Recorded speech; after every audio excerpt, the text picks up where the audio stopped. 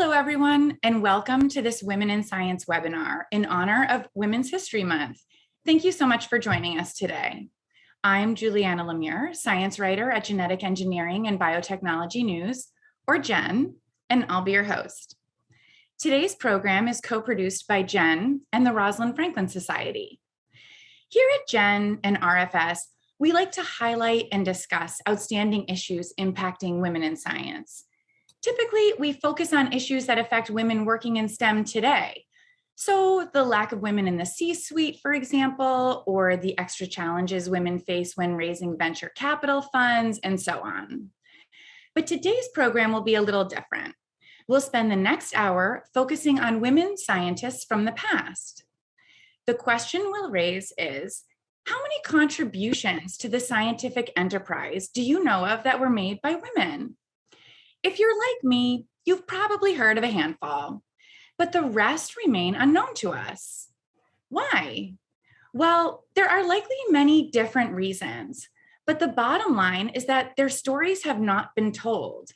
And if they were, they certainly have not been amplified.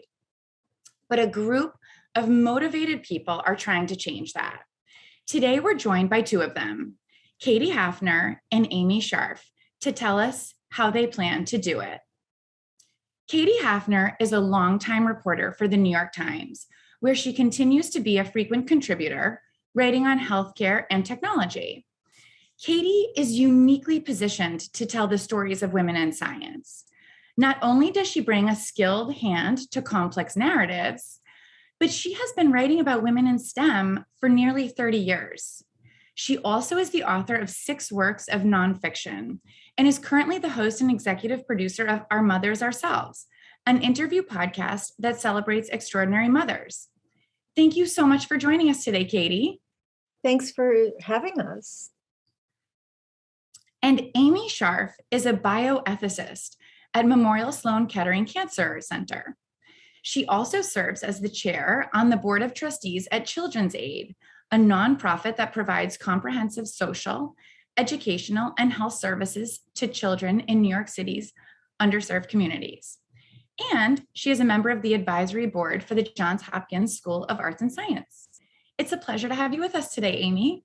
Katie and Amy will tell us about the Lost Women of Science Initiative, a nonprofit educational organization with the overarching goal of inspiring girls and young women, especially those from communities chronically underrepresented in the STEM professions, to embark on careers in STEM. Because as the Lost Women of Science Initiative says on its website, for every Rosalind Franklin or Katherine Johnson whose story has been told, there are dozens more whose stories remain unknown to the public at large, or even to contemporaries in their field. Scientists who made tremendous contributions to their field, but have gone largely unrecognized. Katie and Amy and their team believe it's imperative to tell the stories of women who shifted our understanding of the world around us, but have been lost to history. So, to get into all of this, we'll start with some big picture questions. Katie, can you tell me, how did the two of you come together to work on this project? Did you know each other previously? Actually, we did. I've known Amy for a long time, and for years we were just social friends. And but she kept telling me about knowing that I was a writer and that I've written a lot of books and a lot of nonfiction, mostly nonfiction. And she kept telling me about this woman named Dorothy Anderson, who was the first to identify, to isolate and identify cystic fibrosis almost 100 years ago in 1938. And nobody had heard of her. And Amy is close friends with the daughter of the protege, did you follow me, of this woman, Dorothy Anderson. And that's how she knew about the story. And Amy was like, oh, let's write a book about her. And I'm like, oh, geez, Louise, I'm not sure this can sustain an entire book. I don't know how much archival material there is. We weren't finding much. We went and looked for a little bit. And then just like this light bulb went on over my head a couple of years ago. And I said to her, you know what? let's do a podcast. And then I said, wait a minute, not just a one-off, but let's do a full series. Poor Amy was sort of like, what? And call it Lost Women of Science. And she didn't say no, which was usually I have these ideas and people just sort of pat me on the head. But this was amazing. We went for it. And the very first season was indeed all about Dorothy Anderson. So Amy, after you and Katie got together and had this idea, so how did this become a project? How did the podcast get started? So again, I had come to Katie so many times with this story of Dorothy Anderson and said, like, we must tell this story. We must tell this story. And everyone that I talked to and she talked to were very intrigued by the story of Dorothy, and but we couldn't figure out the best way to tell her story and be as impactful as we wanted to be. And again, I give Katie all the credit for thinking of the podcast idea, because it is such a wonderfully impactful medium right now that has such great reach for people, young, old. It's a great educational tool. And to put this together, we thought would be a great, so wonderfully accessible to so many people to do so. And as we started talking to people in the podcast business, we got terrific response, and we were able to partner with Scientific American and PRX Public Radio Exchange to join forces with us to house and promote and distribute the podcast. And we've also had wonderful support from some foundations who have said, this is a great idea. These stories need to be told. And we will let you tell these stories. We will give you the freedom to embark on this venture to tell the stories. And a really big component of this is not just to illuminate women like Dorothy Anderson, who worked tirelessly in their fields and made extraordinary contributions to their fields and to humanity as well, but went unrecognized. But realizing there are so many girls, young women, and women, and even older women who perhaps are frightened of going into STEM, or reluctant, or worried about hitting that glass ceiling. And we really wanted to inspire them. Like, look at these women who really persevered and succeeded against all the odds. And we want them to serve as inspirations for girls and women today. And especially girls and women from communities that are historically underrepresented in the STEM fields. Yeah, I was going to ask you, Amy, let's stay with you for a second. I mean, what are the overarching goals of the project? Right. Well, our two main missions are to give credit where credit is due to these women who unfortunately have not been recognized. We have, from the Rosalind Franklin Society, an example of a remarkable scientist who for years and years went unrecognized, and then through perseverance and dogged storytelling by Katie's predecessors and others, her story came to light, and now she is recognized as such a leader in her field, and appropriately so. But unfortunately, for every Rosalind Franklin, for every Marie Curie, there are probably thousands, if not tens of thousands, of women whose important and incredibly meaningful stories and meaningful contributions have not been brought to the public light. So we want to work on those and bring those to public, but also, as I said, in doing so, to inspire girls, young women, and women in the field to embark upon STEM education and careers, and to also persevere through their careers and become real leaders in the fields. Okay, terrific. That's right. You got to see it to be it, right? Mm-hmm. Exactly. Okay. It's all about having those tangible role models. Yes. In our case, I guess it's you got to hear it to be it. That's right. Yeah. That's right. So Katie, there are a lot of important topics out there that deserve our time and attention. So why did you choose this particular topic to put your energy into? What was the the motivation or inspiration? It's such a good question. I would say partly it's that I'm most comfortable. I would love to do Lost Women of Music and Lost Women of Art. We could do the whole Lost Women franchise, brand it. However, I'm much more comfortable with technology. I've been writing about technology for a very long time, and science. And although I'm not a scientist, I come from a long line of scientists in my family, and I sort of grew up watching the women who were scientists. My grandmother had a PhD. She got her PhD in 1937 in biology from Columbia University. I grew up never, and my grandfather was a physicist, and he was like the big deal, and he was famous, and worked on the Manhattan Project. And I never heard anything about her work.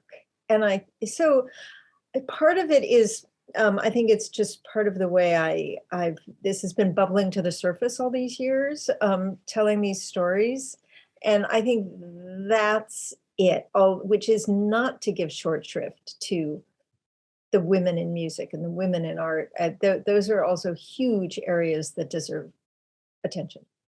Why do you think that why did this happen now? This came together, I think, during the pandemic. Is that correct? Right. In fact, our team, right, Amy, our team we haven't really met most of the people in person on our team. I've done a couple of research trips with a couple of the producers, but otherwise, we haven't met each other in person, which at first it was like, oh, isn't this great? We can work with anybody from anywhere, but we've noticed kind of the perils of not having someone right there in the room where you show them what it is you want. And especially with like stuff that's visual, like the artwork, let me actually show you what it is I'm looking for. And but during the pandemic, and so we ended up actually not having a boring minute during the pandemic, right, Amy? That's my certainly not. Yeah. No, and in one sense, it has been fantastic because we have been able to assemble a team of incredible producers, engineers, writers from not only all over the country, but really all over the world. We have a composer who is Australian. And so by virtue of this Zoom platform that we've all gone, used way too much in the past 2 years, but it has really been a blessing for the launching and I think the success of Lost Women of Science in terms of putting a team together of people from New York, North Carolina, Denver, all over California. So in that sense, it's been great. So it's been more than a little bit of a blessing. Amy, how has the podcast been received and what's the feedback so far? The feedback has been wonderful. We've been on lists and Katie, you can perhaps fill in. I forget the entities who have put us on their lists of interesting or most compelling science podcasts of the month or the week. Friends, family, colleagues, institutions have given us wonderful accolades and attention, and have also, some approached us and wanting us to talk about this more or talk about it on other programs. Another great what we had hoped would happen has happened is a great amount of crowdsourcing, both on our podcast, we mentioned this, and also on our website, that if you know of a scientist, a female scientist who deserves credit for a remarkable achievement or for her work and has not received it, please tell us. Please share your stories with us, or your grandmother's stories, or open up the basement files and share your stories. And we've had great feedback, and we've learned of so many wonderful, remarkable scientists through that hopefully one day we can feature. So that actually leads me to my next question, which is, how do you find your stories? The crowdsourcing that you just mentioned, are there other mechanisms to find out about these women? We have a group of our producers and researchers and interns who have done like some preliminary work on researching scientists. And we have a database right now of probably 200 to 250 scientists, women scientists, who we like to say run the gamut or run the continuum of lost, from zero being like completely lost, there's absolutely nothing, no information on her, to at 10, which would be a Rosalind Franklin or Marie Curie, who isn't, maybe was lost at one point, but is no longer. And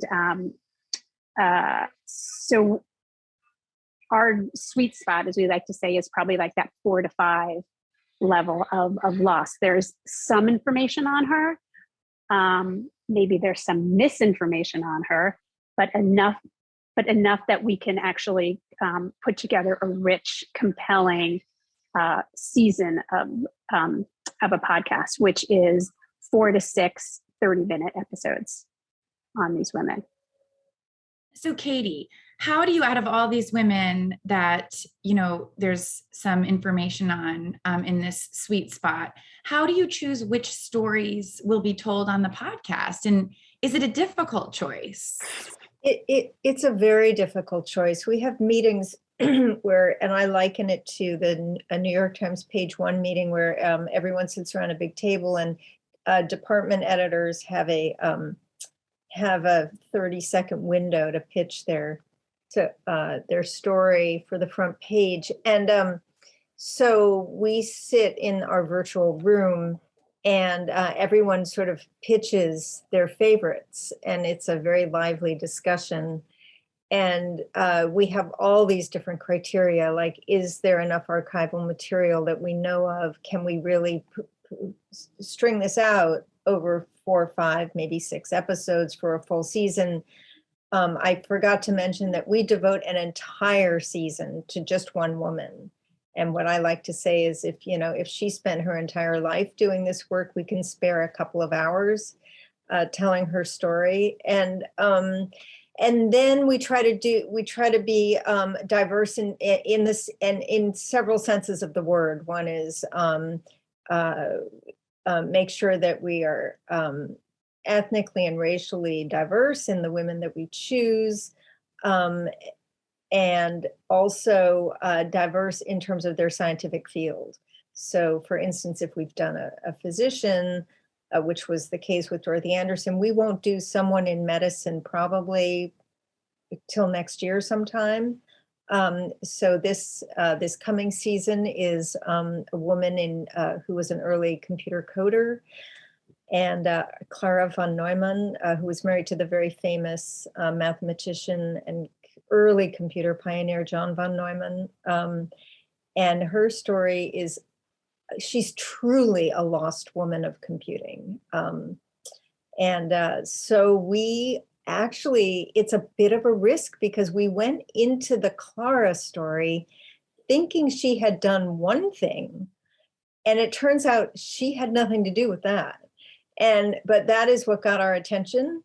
And I, of course, panicked. We went to the Library of Congress. I thought, what if she didn't actually do anything? And then we'd already committed to it's like, shooting a basketball, in the last 2 seconds of a game. And, what if we actually miss this thing? What if she actually didn't do anything? And it turns out that it's an incredibly rich story. And indeed, her contribution is huge. And if I can build on, I'm sorry, what Katie said before about our being around the room and pitching our stories and who's the next scientist we're going to feature. I mean, it's interesting, of the group of us, there's 2 things that we each sort of fall in love with a scientist or 2 and like really want to tell her stories, and we get very passionate when we tell them.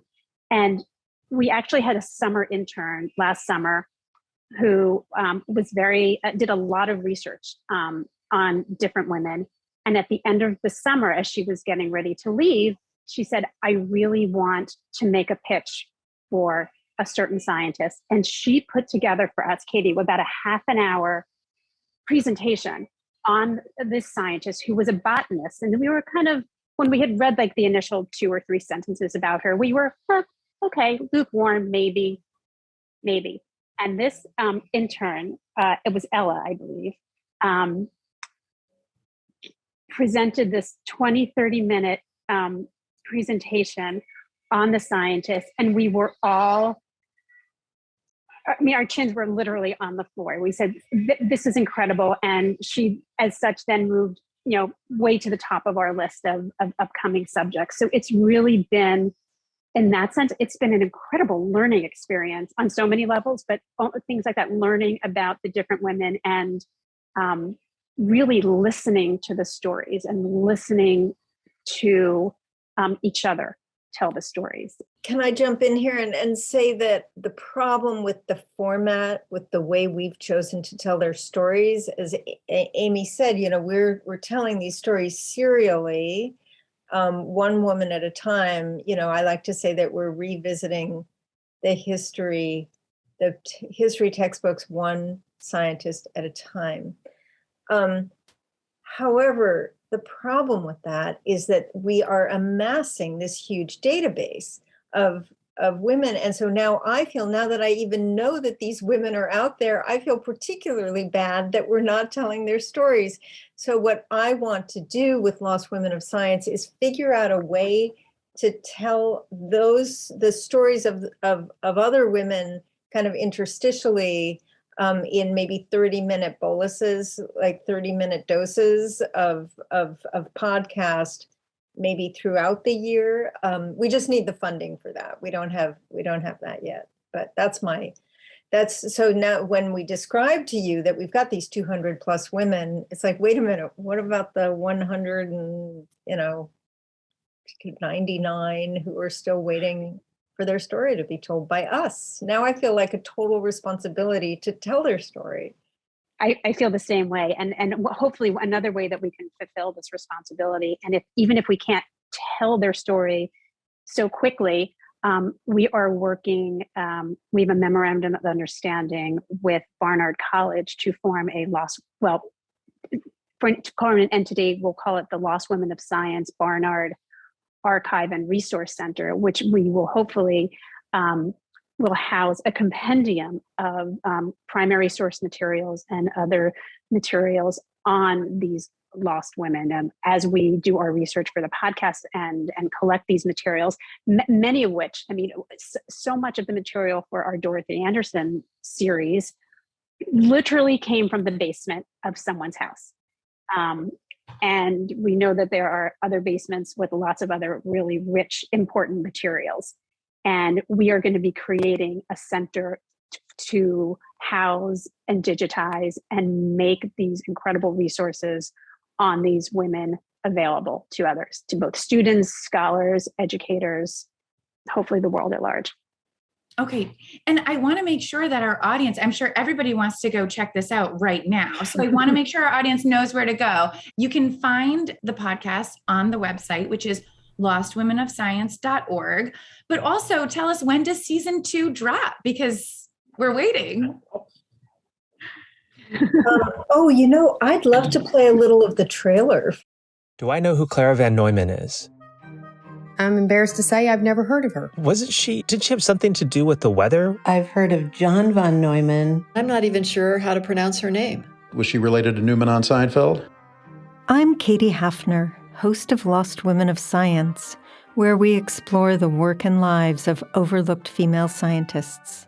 What Clara von Neumann is doing is helping to define what is possible on this new kind of machine. She ultimately became a kind of super programmer. Their stories are often untold, their contributions unacknowledged. Clary's role was sort of hidden because she had worked on the very secret bomb calculations. Women got to be programmers and got to make such a huge impact on the history of programming because that job was not seen as being important. In 1947, it was Clara and her code that helped make nuclear weapons simulations possible. Programming was this completely new discipline, so really everybody was starting on the ground floor, as it were. She always said she liked it because she liked puzzles, and this was a kind of puzzle. I mean, she's like at Los Alamos as someone with absolutely no training in physics or mathematics, talking one-on-one with Nobel Prize winners. And she was working with a brand new technology deep inside a world forever changed by the atomic bomb. There's this connection between death and computing that is inextricable. Join us as we seek to understand the origins of modern computing through one extraordinary woman's story. She was sort of there at the moment of creation. If you look at this as a sort of cradle in a manger sort of thing, she was holding the cradle. Season 2 of Lost Women of Science, coming March 31st. Listen wherever you get your podcasts. That's it. That's the trailer. Terrific. It sounds amazing. I can't wait. Mm-hmm. So now with going through these stories, Amy, are there common threads in either the stories that have already been told or the stories that you're learning about? There are, and one of them, which probably will come as no surprise to many, is the fact that so many of these women and their work were overshadowed by the men in their lives. They were either by a father, brother, a family member, or a husband. It's actually has a name for, and these men were given the credit for the work that the women did. And there's actually a name for this phenomenon called the Matilda effect. And Katie has actually done quite a bit of research and actually spoken to the science historian who really wrote the book, literally and figuratively, on the Matilda effect. So I will let Katie tell that part of the story. Yeah, the Matilda effect is something I had never heard of before I started working on Lost Women of Science. And the phrase was actually coined by Margaret Rossiter, who's a very just amazing historian of science. She has spent 50 years of scholarship producing a huge 3-volume set of histories of stories of women, well, in an academic sense, not in the sense that we tell stories, of female computer scientists throughout the centuries. I'm going to interrupt. It was actually female scientists of all types, not just computer science. Yes. Did I say computer science? Mm-hmm. I need another sip of coffee. Hold on while I take it. So Dr. Rossiter decided to name this phenomenon, and I'll define it, which is where, and we're all very familiar with this, Rosalind Franklin is a victim of the Matilda effect, as was Lisa Meitner, the atomic physicist who actually came up with the word fission and actually was the one to split the atom. The work is done, and the man gets the credit. I mean, that's kind of just the very quick and dirty definition of the Matilda effect. And Matilda Jocelyn Gage was a suffragist in the 1800s who actually wrote a pamphlet called Woman as Inventor. So she was well before her time in understanding that women, just because they lacked a Y chromosome, couldn't do science. She understood that they, in fact, could. They could invent, they could be creative in a scientific way. And so Dr. Rossiter named it the Matilda effect. And we have an entire episode in season 1 called the Matilda effect, because it turns out, thanks to the diligence of a scholar and pediatric pulmonologist at Columbia University, who became our kind of go-to guy, who's written a biography of Dorothy Anderson, which is now out.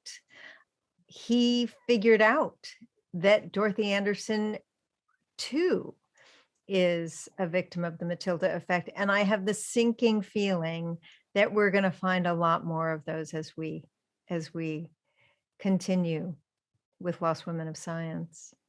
Sadly. infuriatingly. Mm-hmm. I like to say, right. I like to say we're not mad, we're curious. Okay, we're a little mad. We're a little mad. And also just to clarify, the scientists that we are featuring are all deceased.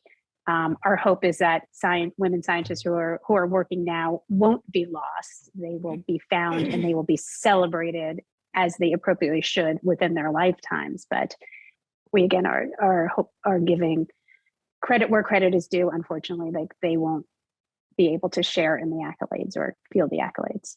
Jumping to more modern times. So what runs through your head? How do you feel when you see women in science today that are having their stories told? And I'm thinking of, most recently walking into a bookstore and seeing Jennifer Doudna's face on a stack of books on the bestsellers table as just one example. Right. It's high time, right? And also think about the women who won that Nobel Prize. It was two women. I think that's unprecedented. I'm in dangerous territory saying that, but it's my belief that having two women win the Nobel Prize is something we haven't seen before. I think it's two women alone. Alone. That's what I mean. That's what I mean. Yes. Mm-hmm. Right. Is that right? Is that correct? That is correct. Wow.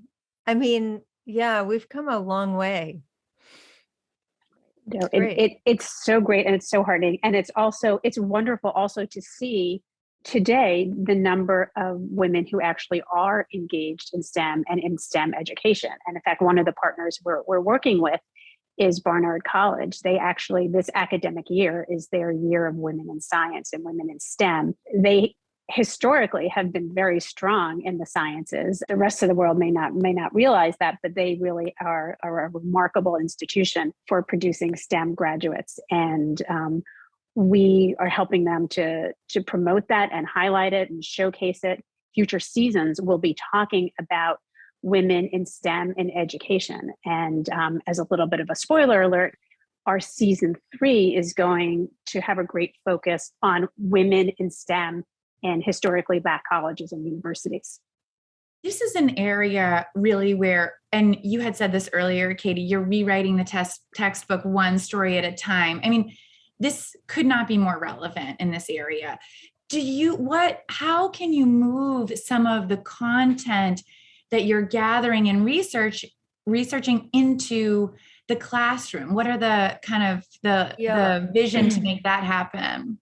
We're working on it. We're taking it a step at a time because we're such a lean organization so far.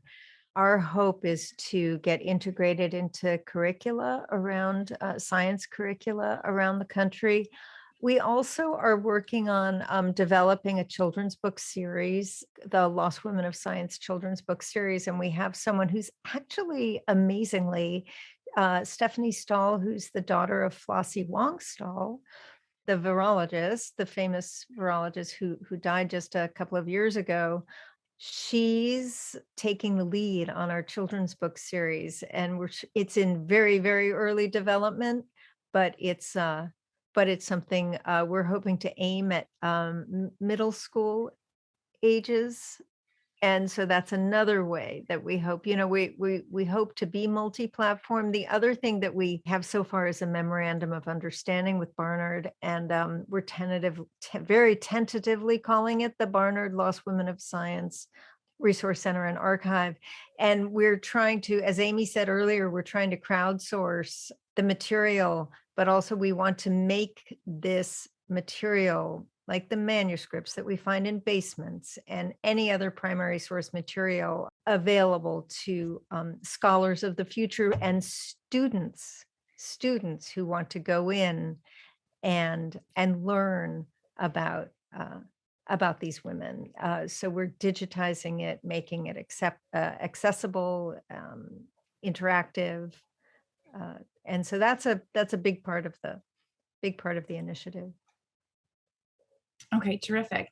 And Amy, what do you think or hope that this initiative will change? I mean, sexism in STEM is rampant even today. How will telling these stories change some of that, do you think?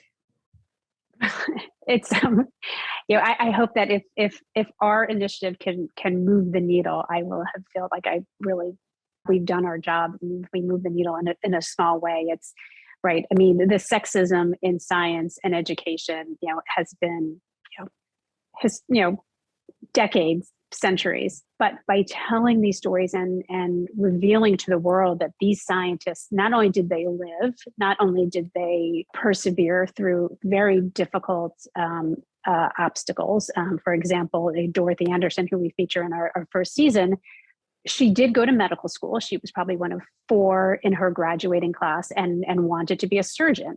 And at the time when she graduated from medical school in 1918, women were not admitted to surgical residencies, and she could not be a surgeon. So women were really relegated to fields such as pediatrics and pathology. And so because of that, she entered the field of pathology. And as listeners will hear from listening to the podcast, was able to make the remarkable discoveries that she did.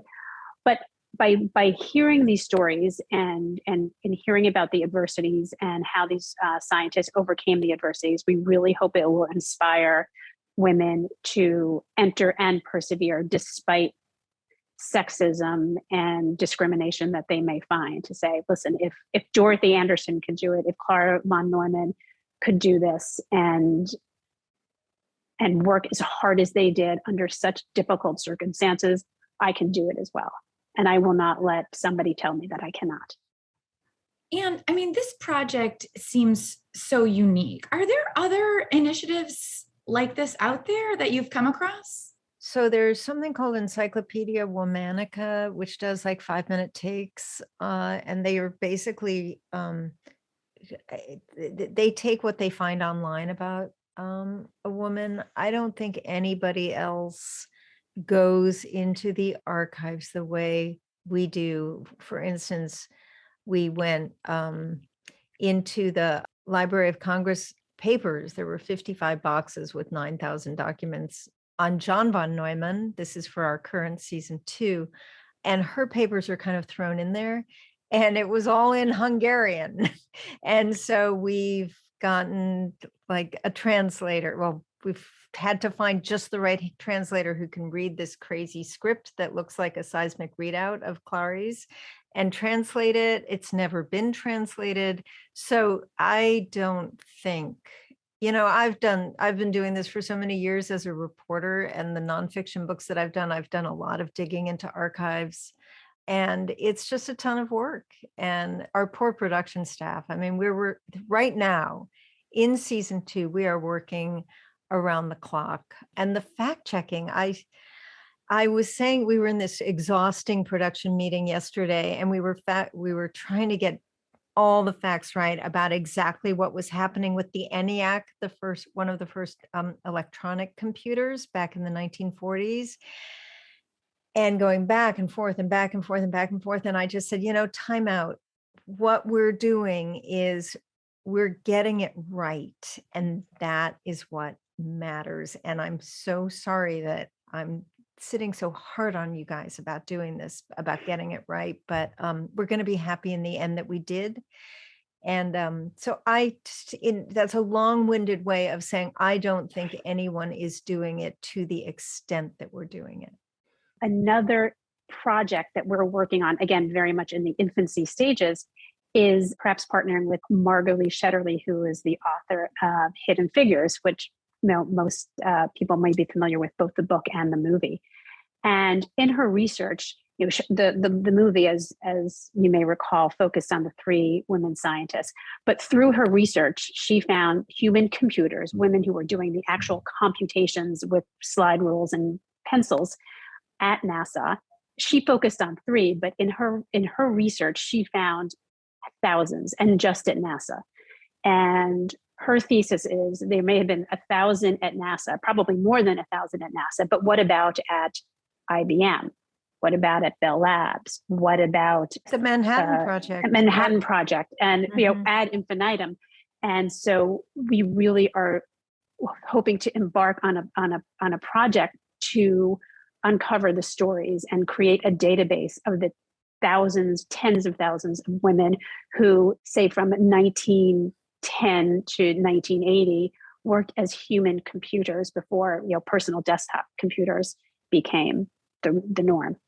And let me just say that we're not the first to even discover that there were human computers, and neither is Margot. There's an important book titled When Computers Were Human that covers a lot of this, but it's really important that we get it out into the world and as widely disseminated as we possibly can.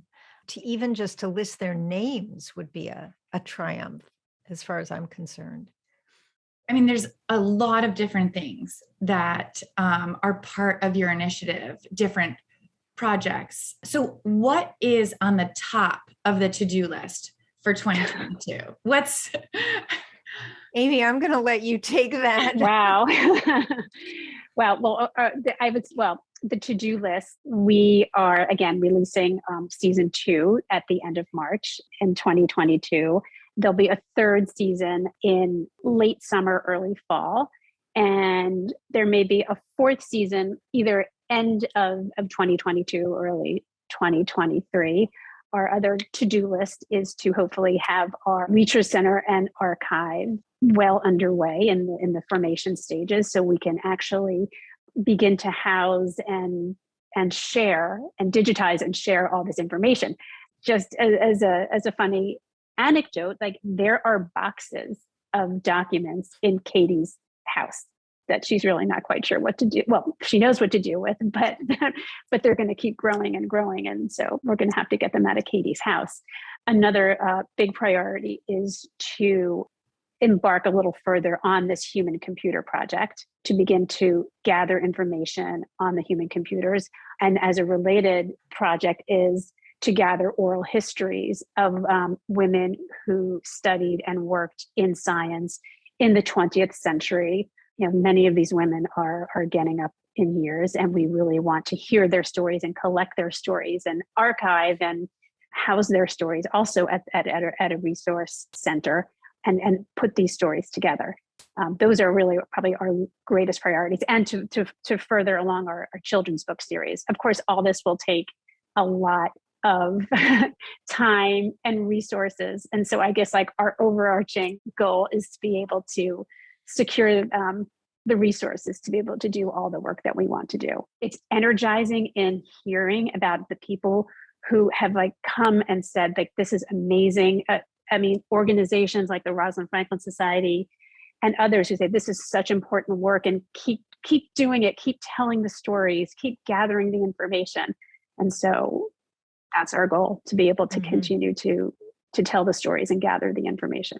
Whenever my husband, who's a very busy guy, says, the dishwasher hasn't been unloaded for a couple of days, I say, honey, I'm busy rescuing women from obscurity. How can you expect me to unload the dishwasher?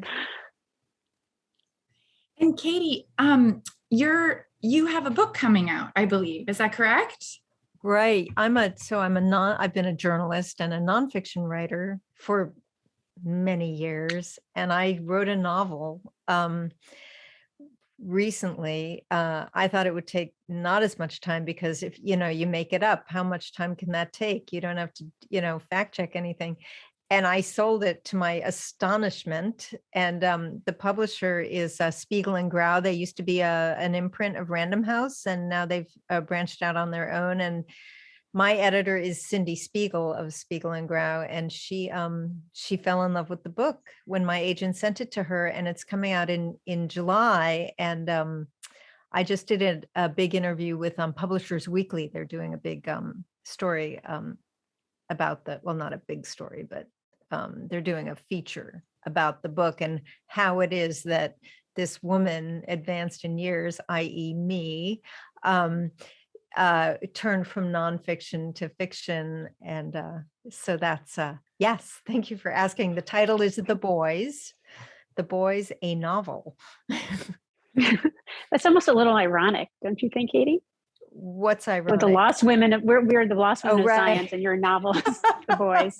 Oh my gosh, I hadn't thought of that. I had not thought of that. But the mother, I've turned things on their head. The main character, whose name is Ethan, his mother was a computer programmer. His father was a sculptor, an artist. Yeah. Which I might not have thought to do before doing Lost Women of Science.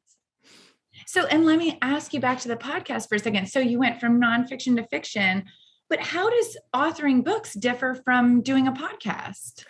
I think Amy and I both acknowledge that people's attention span has shortened and shortened and shortened over the years. And writing a book that you expect people to actually sit down and have the patience to read is such a huge undertaking, takes so long. I mean, every book I've written, and I've written several, takes about 3 or 4 years. I just thought the podcast would be quicker. And I think that people are going to have more patience to sit, stand, drive, exercise while listening to a podcast.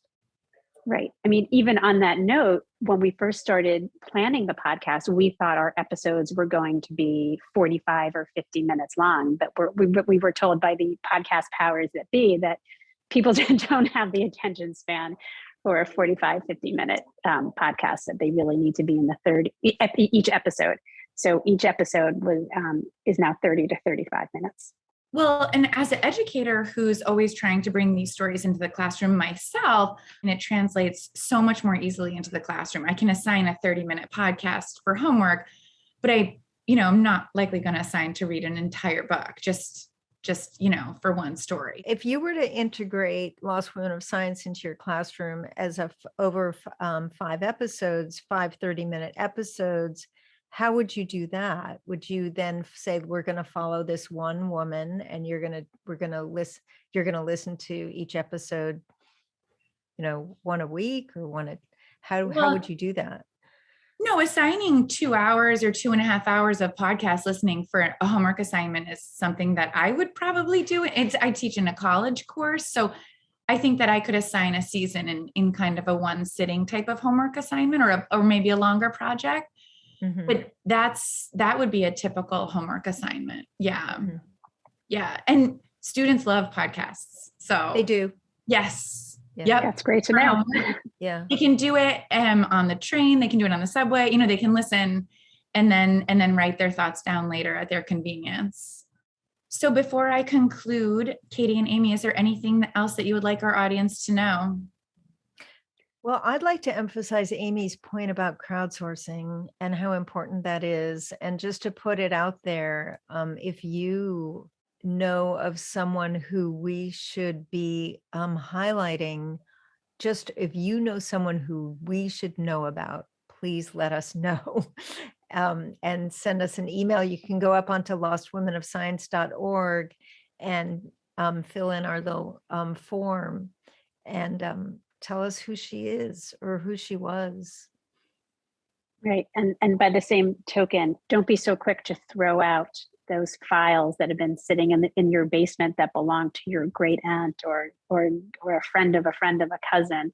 There's a lot of rich material out there that we really hope doesn't get lost, because unfortunately we have run into roadblocks in our research and like actually knowing that archives and papers were just lost to history. Well, that brings us to the end of our discussion and concludes this Women in Science webinar. I want to again thank Amy and Katie for a terrific conversation. Thanks so much for having us. Julianna, thank you again. This has been a real honor and privilege. I know I'm looking forward to season 2 of the Lost Women of Science. To learn more about the initiative, please visit their website at lostwomenofscience.org. Thank you too to the Gen Production team for making this episode run so smoothly. And of course, thanks to all of you for joining us today. Before we go, here's a 2-minute series trailer from Lost Women of Science. I'm Katie Hafner, host of a new podcast called Lost Women of Science. Through history, women have made hundreds of scientific breakthroughs. She had a sixth sense about this disease that enabled her to sort of pick out, I think, important clues. She was helpful in a very different, unnoticed way. She put this puzzle together. But many, if not most, of these scientists are missing from the public's consciousness. And as I added up all this data in my head, it gradually became clear that her place had been ignored. Each season, we'll explore and celebrate the life and work of one woman who shaped our understanding of the world. And we'll delve into some of the reasons you might not know her name. I mean, why is it that Rosalind Franklin wasn't given credit for her contributions to the discovery of the structure of DNA? I think it's the same type of thing. We'll be looking at the obstacles these women faced, but also their passion, their drive, their sheer perseverance. We're revisiting the historical record, one extraordinary scientist at a time. But I finally figured out, wait a second, there's an alternative story here. Join us as we unearth these remarkable untold stories. Lost Women of Science, coming November 4th, wherever you get your podcasts.